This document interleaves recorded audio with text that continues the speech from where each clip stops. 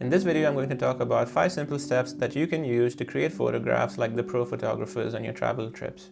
Hey guys, welcome back to my YouTube channel. I'm Rivaldo, a travel photographer based in Wales, and in today's video, I'm going to cover points that I've learned over the past 10 years of me taking photographs to help you create better photographs as a travel photographer. The first step I'd like to talk about is to research your location before you go on your trip. So say for example, you know that you're going to travel to a certain destination, have a look up on the place, not 100%, but maybe about 20 to 30% on Google Maps, and figure out what kind of situations are there, what kind of locations are there, the types of photographs that you can take, any landmark locations. The second place that you need to look at is Instagram photographers and travel blogs and Google, and have a look and see what sort of photographs that you can make, the types of locations that are there, time of the day which is the best to go take photographs, and that sort of thing. Once you have a good idea of, okay, these are the places you'd like to visit, these are the places that you'd like to go at a certain time, then you can kind of make your plans and preparations to take photographs around that. Step 2, you need to look for good lighting and action shots. When I talk about good lighting, I mean to say try to take photographs during golden hour or blue hour just after sunset or just before sunrise. In this way, you give yourself the best chance to get photographs which are of good lighting. Also, it will help you try and take photographs when the people aren't around as much or when you have less tourists around in the area. By doing this, you kind of eliminate a lot of people and a lot of things in your photographs, and it gives you the best chance to get good quality photographs with good lighting. At the end of the day, one of the major factors in which decides photographs which are nice and which aren't as nice is lighting. And the best way to get the good lighting is when the sun is close to the horizon. You kind of get like those oranges and those yellows and that sort of thing. And then just after that, when you have the nice blue warm tones that come across the sky.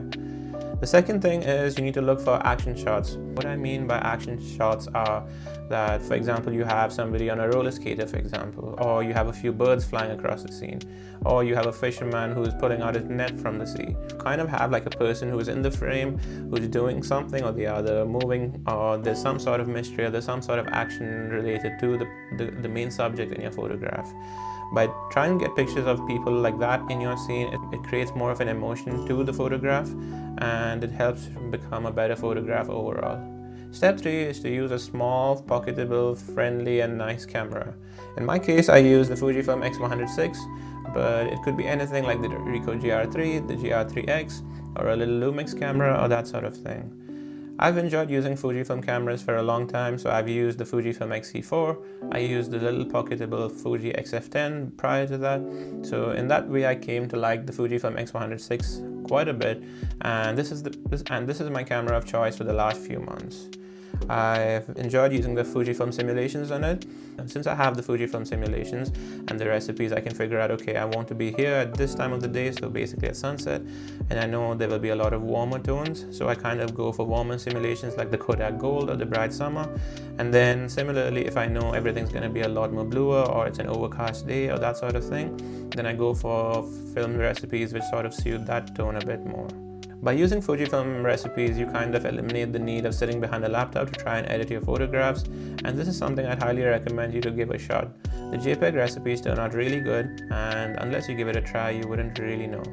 I'd also suggest taking pictures in the JPEG and the RAW format if you are giving the JPEG only workflow a chance, because you might want to go and edit the RAW files later, and you can always have them at your disposal. Step 4 is make snaps of everything that sort of catches your attention apart from your eyes. So say for example, you are basically traveling along an Italian coast or whatever, and then while you are there, you kind of get the smell of fresh bread being made, or maybe you hear the church bells ringing, that sort of thing. You kind of have a memory from these things, but you can't really see them.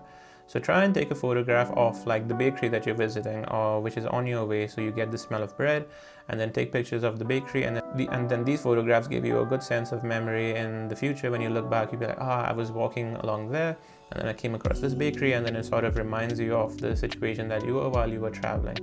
Similarly, if you hear the church bells ringing, for example, it kind of you might need to take a picture of the church bells or like the church or whatever.